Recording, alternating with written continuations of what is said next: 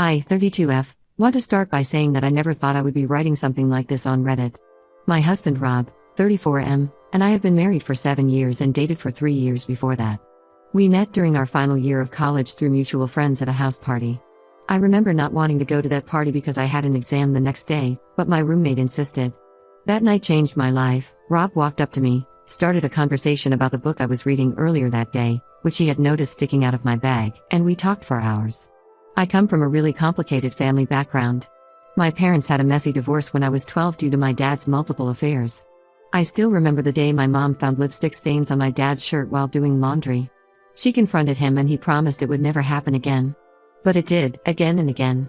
I watched my mom spiral into depression, crying herself to sleep every night after discovering yet another woman my dad was seeing. She would try to hide her tears from me and my younger brother, but we knew. The walls in our house were thin, and her sobs would echo through the hallway at night. Growing up in that environment, I promised myself I would never end up like my mom. I was always extremely careful about who I dated. I turned down many guys because I saw red flags that reminded me of my dad. But with Rob, everything felt different. He was patient, understanding, and most importantly, he knew about my family history. He would hold me when I cried about my childhood memories and promised he would never do anything to hurt me like that. Rob works as a financial advisor at a prestigious firm downtown. He has a close group of friends from work: Mike, Jason, Tom, and David. They've been doing these annual boys' trips since before I met Rob. Every year they pick a different location and spend a week there. I never had issues with these trips because I trusted Rob completely. Over the years, I became good friends with their wives too. We would have dinner parties together, celebrate holidays, and our kids played together, though Rob and I don't have kids yet. This year, they planned a trip to Puerto Rico. Rob was especially excited because he'd never been there before. He spent weeks planning activities with the guys. They were going to try surfing, explore Old San Juan, go hiking in El Yunque rainforest, and do a sunset sailing trip. I helped him pack, made sure he had enough sunscreen, and even bought him a new pair of swimming trunks as a surprise. The night before his trip, we had a nice dinner at home, and he kept talking about how much he would miss me but promised to call every day. The morning of his flight, I drove him to the airport at 5 a.m. He kissed me goodbye and said he loved me. I watched him walk through security, and he turned back to wave one last time. That's the last time I saw my husband as the man I thought I knew.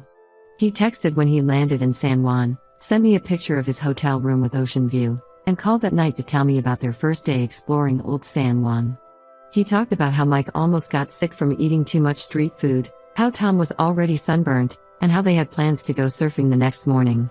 The next few days followed the same pattern: texts during the day with pictures of beaches and tourist spots, and calls at night full of stories about what the guys did that day. Everything seemed perfectly normal until Thursday afternoon. I was at our local market getting groceries when I spotted Sarah, Mike's wife, with their 4-year-old son Tommy in the cereal aisle. I was confused because Mike was supposed to be in Puerto Rico with Rob. Maybe he came back early?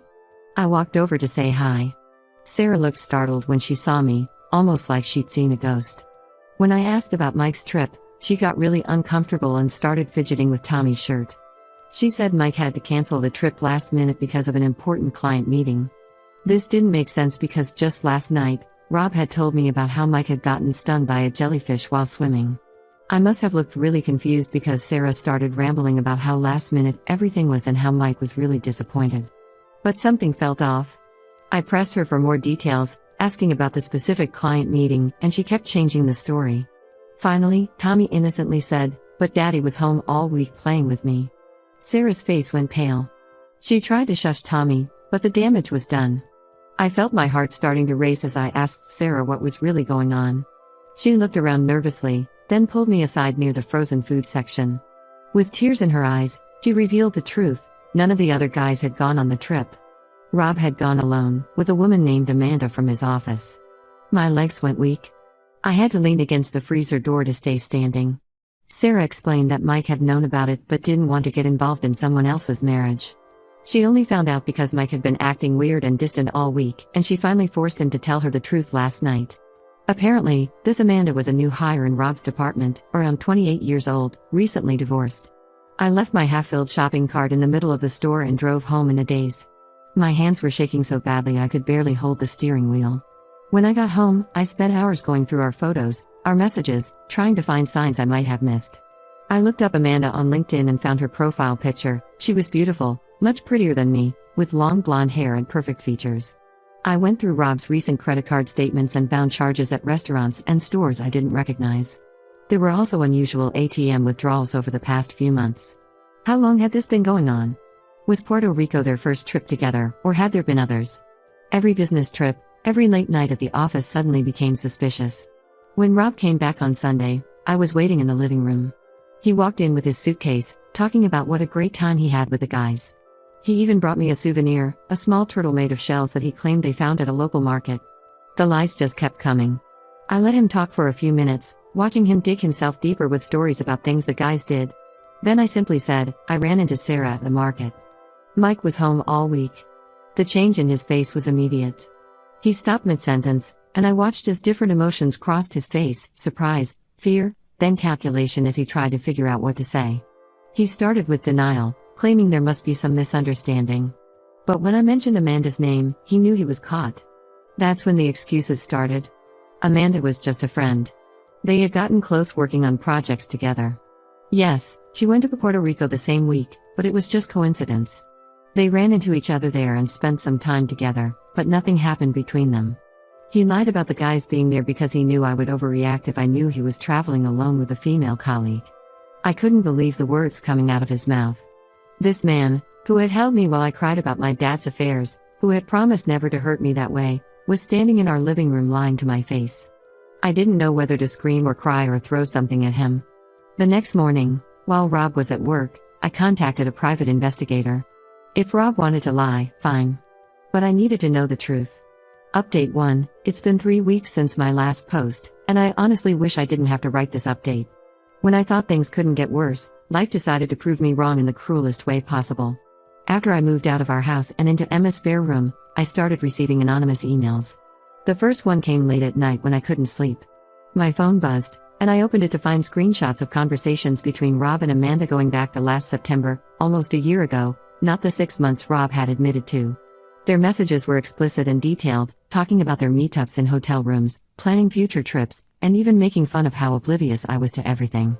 But what made me physically sick was discovering that Amanda wasn't the only one. The anonymous emails kept coming, each one revealing a new layer of betrayal. There were messages with a real estate agent named Jessica from his networking group. They had been meeting at properties she was supposed to be showing, using empty houses for their affairs. The messages showed them planning these meetups, with Jessica sending him listings of vacant properties where they could meet undisturbed. Then came the worst betrayal of all. The final email contained conversations between Rob and Rachel, someone I considered my closest friend after Emma. Rachel and I met in our first job after college and had been inseparable since then. She was my bridesmaid at my wedding. I helped her through her divorce 3 years ago. We had weekly coffee dates where I would tell her everything about my marriage problems, not knowing she was sleeping with my husband behind my back. The screenshots showed them planning their meetups when I was visiting my mom, who lives 3 hours away. I visit my mom every other month because she struggles with depression since my dad left. Rachel knew this.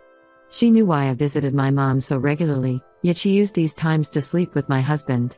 They even joked about it in their messages, how convenient it was that I was such a devoted daughter. The most painful part was realizing that Rachel had hosted dinner parties at her house where both Rob and I were present. She would act normal, hugging me, asking about my life, all while carrying on an affair with my husband. There were photos from these parties on my phone, group pictures where Rachel stood next to me, smiling, her hand on my shoulder, probably meeting Rob later that same night. I confronted Rachel at her workplace during her lunch break. I couldn't do it over the phone, I needed to see her face. When I showed her the screenshots, she broke down crying in the middle of the cafeteria. Between sobs, she admitted everything. It had started at New Year's party last year when they were both drunk. Rob had followed her to the kitchen when she went to get more ice, and one thing led to another. She claimed it only happened a few times and she felt terrible about it. What hurt more than the affair itself was listening to Rachel try to justify it.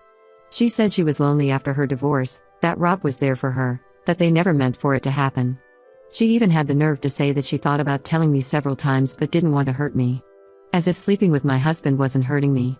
When I told Emma about Rachel's confession, she revealed something that made my blood boil. She had suspected something was going on between Rob and Rachel months ago. At Mike and Sarah's summer barbecue last year, she noticed how Rob and Rachel disappeared at the same time for almost 30 minutes. When they came back, Rachel's lipstick was smudged and Rob's shirt was wrinkled. Emma wasn't completely sure and didn't want to hurt me without concrete proof, so she kept quiet. The news spread quickly through our friend group, like all scandalous stories do. People started taking sides. Some, like Emma and Sarah, stood firmly by me. They cut off all contact with Rob and Rachel, removed them from social media, and made it clear whose side they were on. But others, especially couples we'd known for years, started making excuses for Rob's behavior. Lisa, who I've known since high school, suggested that maybe if I had been more attentive to Rob's needs, he wouldn't have looked elsewhere. She pointed out how I often worked late and traveled for business conferences. Mark and Jenny, our neighbors for 5 years, told mutual friends that every marriage has its problems and I was overreacting by filing for divorce instead of trying to work things out. Rob's family has been even worse. His mother, who always treated me like a daughter, called me crying about how I was destroying their family.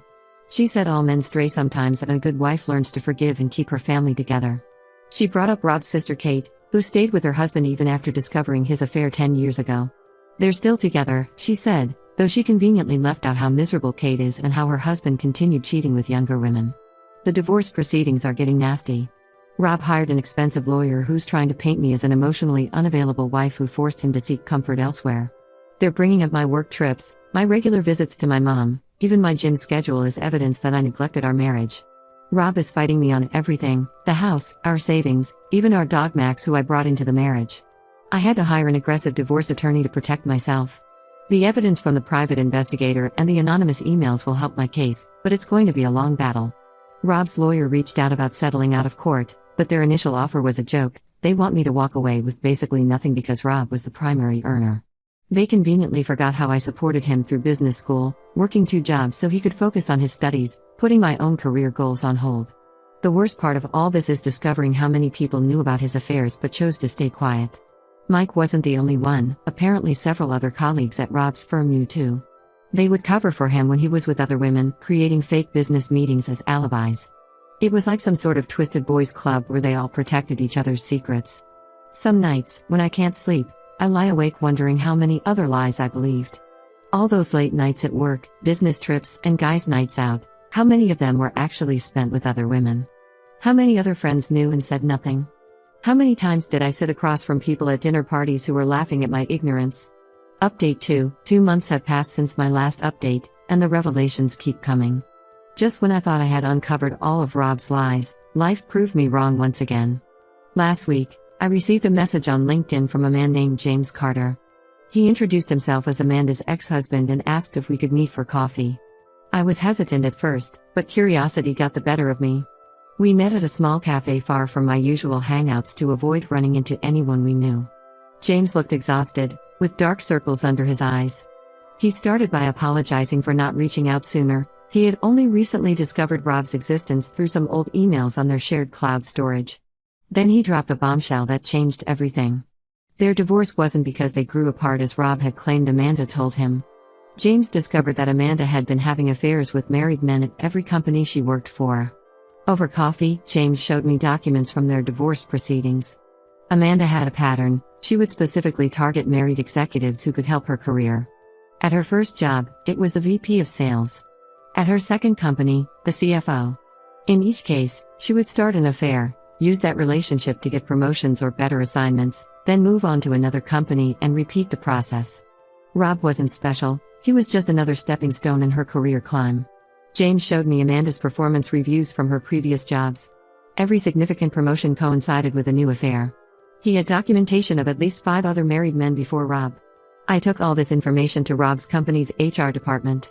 They were initially reluctant to get involved in what they called a personal matter, but when I showed them the pattern from Amanda's previous workplaces, they had to launch an investigation. They discovered that during their affair, Rob had approved several questionable promotions for Amanda. He had also assigned her to high-profile clients over more experienced team members and approved bonuses that were out of line with her experience level. The investigation revealed that Rob had even created a fake performance improvement plan for another employee who had raised concerns about Amanda's preferential treatment. Both Rob and Amanda are now facing an ethics investigation at work. Several employees have come forward with stories about inappropriate behavior they witnessed but were afraid to report. The karma didn't stop there. About a week after my meeting with James, Rachel's husband Tom found out about her affair with Rob. One of our mutual friends, who didn't know that Tom was still in the dark, mentioned something about the whole mess with Rob and Rachel at a neighborhood barbecue. Tom confronted Rachel that night, and she finally confessed everything. Tom moved out immediately and is filing for divorce. The irony? Rachel had been the one who helped him through his sister's divorce when she was cheated on by her husband. She had been so supportive, so understanding, all while doing the exact same thing to me. Rachel had the audacity to message me asking for support because she's going through a hard time. She said she feels alone because all our friends have abandoned her, and she thought I would understand since I've been through it too. The emotional manipulation is astounding. She actually tried to compare her pain of facing consequences for her actions to my pain of being betrayed by my husband and best friend. Rob's carefully constructed image in our social circle is crumbling as more truth comes out. Several women have come forward with stories about him hitting on them or trying to start affairs. A receptionist at his gym revealed he often came in with different women, introducing each as a client. One of his former colleagues admitted Rob had tried to kiss her at an office Christmas party 3 years ago, but she had turned him down. Even his family's attitude has changed since the extent of his behavior became public. His sister Kate, who had initially sided with him, called to apologize. She admitted that Rob had always been their parents' golden child who could do no wrong, but now she sees him for who he really is. She shared that Rob had tried to hit on her best friend at Kate's wedding, but everyone had dismissed it as Rob being friendly. The private investigator I hired has uncovered even more evidence of Rob's deception. Not only was he cheating, but he was also hiding money. They found a separate bank account I knew nothing about, with regular transfers to an offshore account. My lawyer is now investigating the possibility of financial fraud on top of everything else. What hurts most is realizing that the man I married never really existed. He was just a carefully crafted facade, hiding a person capable of years of deception and manipulation. Every memory I cherished is now tainted with the question, was he already cheating then? Update 3. It's been 6 months since my original post, and I can finally say I'm starting to feel like myself again. The divorce was finalized last week. Thanks to the evidence of Rob's affairs and financial misconduct, I got a favorable settlement. My lawyer was able to use the documentation of his hidden offshore accounts and the proof of him using company money to fund his affairs to negotiate a much better deal than his initial insulting offer. Rob's life has completely fallen apart, though I feel no satisfaction in it. The ethics investigation at his company revealed years of misconduct. Not only was he approving inappropriate promotions and bonuses for Amanda, but he had also been embezzling company funds to maintain his various affairs. He lost his job and his professional licenses. Last I heard, he's working at his cousin's car dealership, quite a fall from his executive position. Amanda moved to another state after being fired.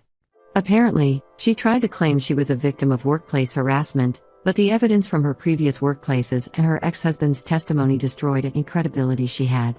She reached out to me through a mutual friend, wanting to apologize and explain her side of the story. I declined. I don't need to hear any more lies. Rachel hasn't given up trying to restore our friendship. She sent a long handwritten letter explaining how sorry she was, how she's in therapy now and realizes the damage she's done. I returned it unopened with return to sender written across it. She even showed up at my new workplace once, but security escorted her out when I refused to see her. Some betrayals are unforgivable, and sleeping with your best friend's husband definitely tops that list. I'm living in my own apartment now, in a different part of the city. It's smaller than our house, but it feels more like home than that house ever did in the last year. I've redecorated everything in my style, no more of Rob's modern minimalist aesthetic that I always hated but tolerated because he was so insistent about it. My walls are filled with colorful art, my furniture is comfortable rather than fashionable, and I finally got the orange kitchen cabinets I always wanted. Several friends who initially took Rob's side have reached out to apologize.